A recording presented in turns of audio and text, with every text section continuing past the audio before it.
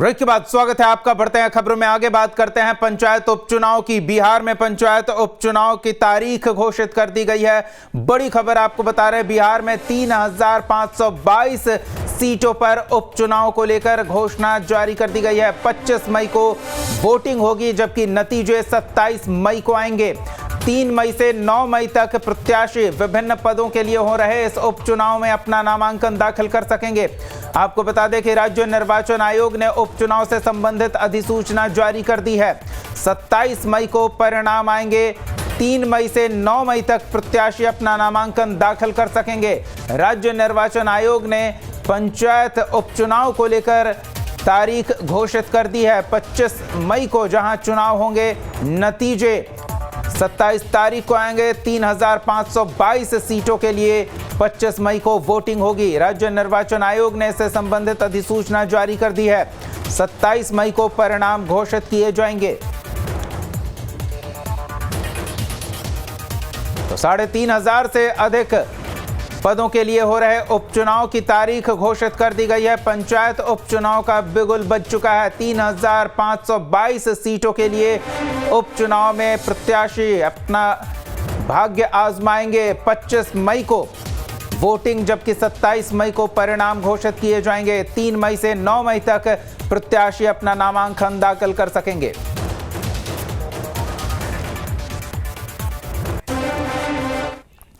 तो उपचुनाव से जुड़ी पूरी जानकारी आपको ग्राफिक्स के माध्यम से सिलसिलेवार तरीके से देते हैं कि आखिर किन सीटों पर उपचुनाव होना है। जिला परिषद के 7, पंचायत समिति सदस्य के 44, ग्राम पंचायत मुखिया पद के लिए 50 सीटों पर उपचुनाव होने हैं।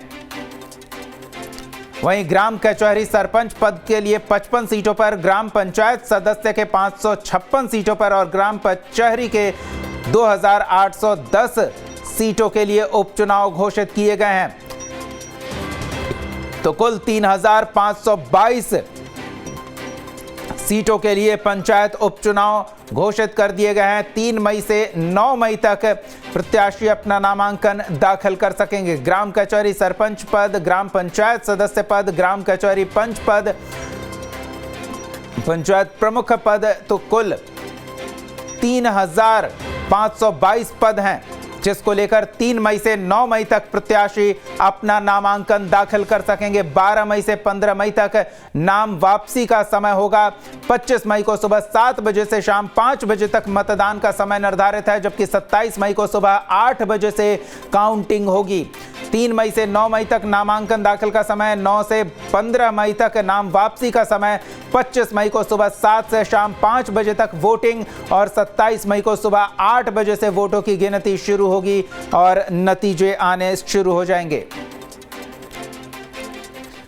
तो पंचायत उपचुनाव का बिगुल बज चुका है। सहयोगी अमन से पूरी जानकारी लेते हैं। अमन, 3500 के करीब पदों पर उपचुनाव की तारीख घोषित कर दी गई है। चुनावी सरगर्मी और बढ़ेगी अब।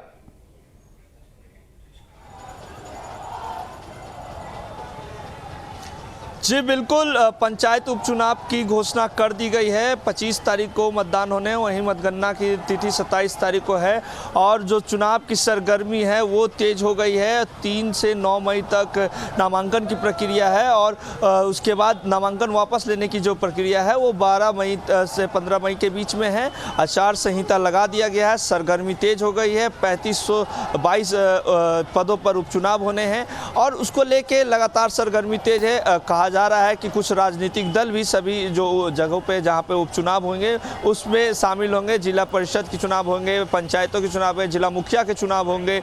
तो ऐसे में सरगर्मी तेज है। अगले वर्ष लोकसभा का चुनाव है, लेकिन लोकसभा के चुनाव के पहले बिहार में पंचायत की उपचुनाव की घोषणा कर दी गई है और सरगर्मी तेज हो गई है। दीपक, बिल्कुल अमन, एक कोशिश होती है सभी दलों की कि भले पंचायत के अलग अलग पदों पर होने वाले चुनाव में दलों की सीधी भागीदारी नहीं होती है, लेकिन दल के समर्थक अगर जीत के आते हैं तो उस दल की साख बढ़ती है, उस दल को और मजबूती मिलती है। तो 24 चुनाव से पहले कोशिश होगी कि अधिक से अधिक अपने समर्थकों को जिताया जाए और इसके लिए दलों में भी हलचल होगी।